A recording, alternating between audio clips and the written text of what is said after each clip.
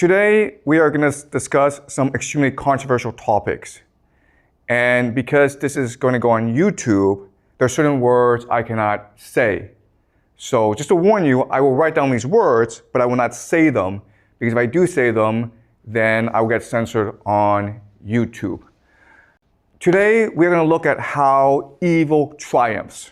Why is the world so evil? And there's going to be a lot of extremely disturbing topics we're going to discuss.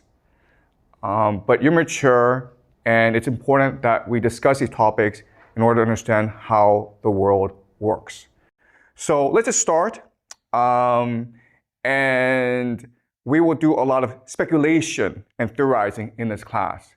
So do not take this as gospel. Do not believe this is the truth. The entire point of this class is to help you develop the theories and the ideas to better understand the world. These are tools. Okay? This is not truth. These are tools. All right. So the first question I have for you is, what is happening in Israel? Right now, as you know, Israel is besieging, bombarding Gaza. You might have seen the videos on social media. It is disturbing. It is terrible what is happening. The word that is happening, the word that we use for what is happening in Gaza is this word. You are not allowed to say this word on YouTube, but that is the intention. What I will argue, though, is that the truth is far more disturbing than this. What is really happening in Gaza is a ritual sacrifice. And this happens quite often in human history. If you go back and you look at the real history of humanity, this happens quite often. Some of the most famous examples are the Aztecs. We've dug up temples of the Aztecs, and inside the temples are thousands and thousands of human skulls. So before they went to war, they practiced human sacrifice. They would commit mass murder of their enemies in public. So the Aztecs were really famous for this. The Phoenicians, specifically the Carthaginians, we will discuss them later this semester, but the Phoenicians were also famous for a particular type of sacrifice, which is child sacrifice.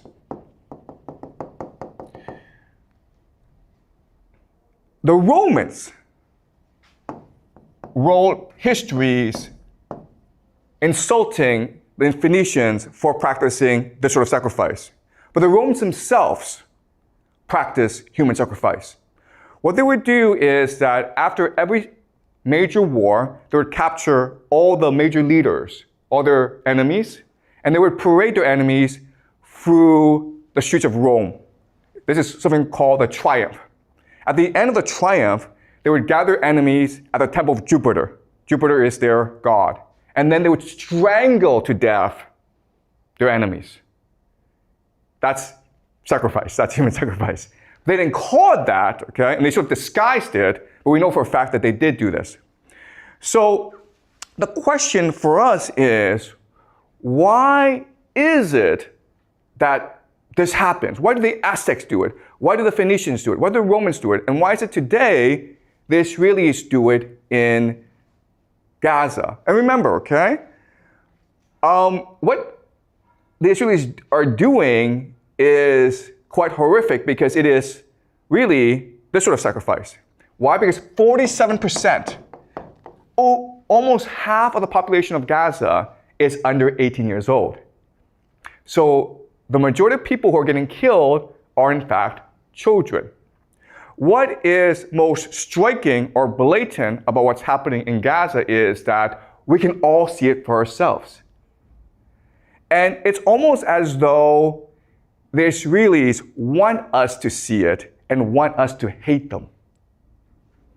Right? You can see all over the world, popular opinion is turning against Israel. You have these popular protests all around the world. protesting what is happening in Palestine. If they really want to do this, right, there are actually much more effective ways of doing this. For example, you could just poison their water. Or you could poison the air so that everyone in Gaza gets a fast cancer, right? We have the technology to do this. So Israel could do it this secretly and no one would talk about it. And in 20 years' time, 30 years' time, the population of Gaza would all be gone. It would be a very secret, right? Instead, they choose to do this in front of the world. And my argument to you is that this is intentional. They want the world to hate them. Because by doing this, they create the ultimate taboo, right? We find this disgusting and contemptuous, so the entire world will unite against Israel. But guess what? That's what their religion wants. In the extreme form of Jewish eschatology, or their religion, they believe that at the end of the world, Israel will fight the entire world and God will help Israel triumph in the end. So what's really happening in Gaza is that there are extremists within the Israel government who want to accelerate the process of the end of the world, where Israel will face the world. And if you think about it, the entire idea of this ritual sacrifice is to unite the Israeli population.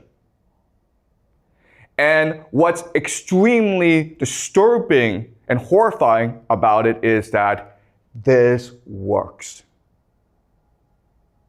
Why? Well, let's use an analogy, okay? The analogy is this.